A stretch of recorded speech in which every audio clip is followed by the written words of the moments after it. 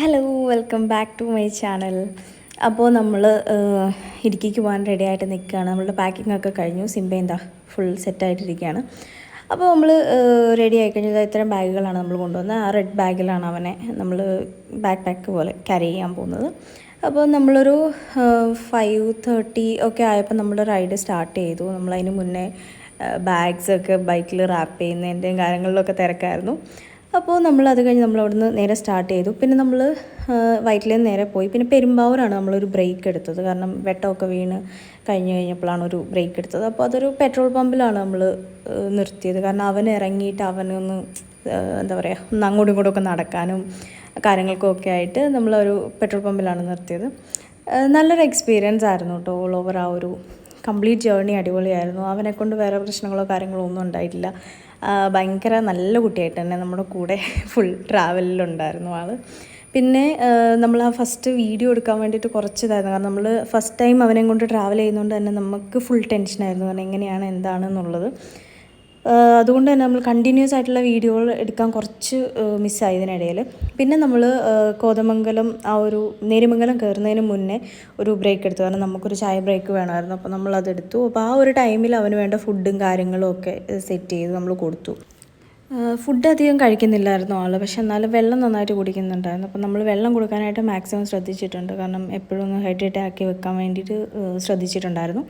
പിന്നെ ലിറ്റർ ബോക്സിൻ്റെ ഒന്നും ആവശ്യം വന്നില്ല. അവൻ എന്തോ അതിനകത്ത് കയറി എന്താ കളിക്കാൻ വെച്ചേക്കാണെന്നുള്ള മൂഡിലായിരുന്നു ആശാൻ ഇരുന്നത്. ചുമ്മാ അങ്ങോട്ടും ഇങ്ങോട്ടും ഒക്കെ നടക്കായിരുന്നു. അവന് വെളിയിലിങ്ങനെ കാഴ്ചകളൊക്കെ കാണാനും വണ്ടിയൊക്കെ അങ്ങോട്ടും ഇങ്ങോട്ടും പോകുന്നതൊക്കെ കാണാൻ ആശാൻ ഭയങ്കര ഇഷ്ടമാണ്. അപ്പോൾ നമ്മളുടെ കൂടെ ഞാൻ പറഞ്ഞില്ല, ഒരു ബുദ്ധിമുട്ടും ഇല്ലാണ്ട് ആ ഒരു ട്രാവലിൽ ഫുൾ അവനുണ്ടായിരുന്നു അടിപൊളിയായിട്ട്. പിന്നെ നമ്മളിവിടുന്ന് നേരെ പോകുന്നത് അടിമാലിക്കാണ്. പിന്നെ നമ്മളൊരു ബ്രേക്ക് എടുക്കാൻ പോകുന്നത് അടിമാലിയിലാണ്.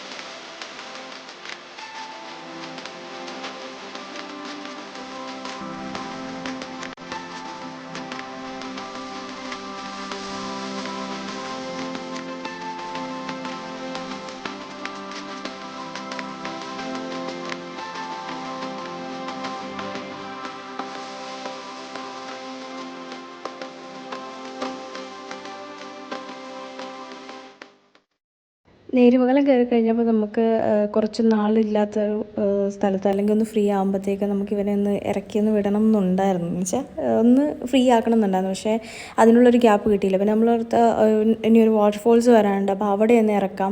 കാരണം ഏർലി മോർണിംഗ് ഒരുപാട് എന്താ പറയുക, അത്ര റഷൊന്നും വരാനുള്ള സമയമായിട്ടില്ലായിരുന്നു ആക്ച്വലി. പക്ഷേ ഈ സാറ്റർഡേ സൺഡേസൊക്കെ ആയതുകൊണ്ട് നേരത്തെ തന്നെ നല്ല തിരക്കുണ്ടായിരുന്നു അവിടെ. ഈ വാട്ടർഫോൾസിൻ്റെ അവിടെ നിന്ന് ഇറങ്ങണം എന്നൊരു പ്ലാൻ നമുക്ക് നേരത്തെ ഉണ്ടായിരുന്നു. പക്ഷേ അവിടെ ഭയങ്കര തിരക്കായിരുന്നു. പിന്നെ ഇവനെയും കൊണ്ട് അവിടെ ഇറങ്ങി എന്താണെന്നുള്ളൊരു ഇതില്ലാത്തത് കൊണ്ട് നമ്മൾ പിന്നെ അങ്ങോട്ട് ഇറങ്ങാൻ നിന്നില്ല.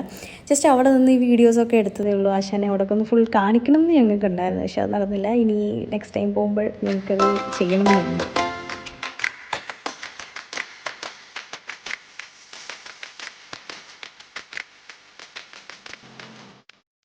അങ്ങനെ നമ്മൾ അടിമാലിയിലെത്തിയിട്ട് ഒരു പെട്രോൾ പമ്പിൽ നമ്മൾ നിർത്തി. സാധാരണ ഞങ്ങൾ ഫുൾ റൈഡിൽ ഞങ്ങളൊരു ഗ്യാപ്പില്ലാണ്ട് ചായ കുടിക്കുന്നത് ഞങ്ങളിപ്പോൾ ഫുൾ പെട്രോൾ പമ്പ് നോക്കി മാത്രമായി അവസാനം നിർത്തൽ.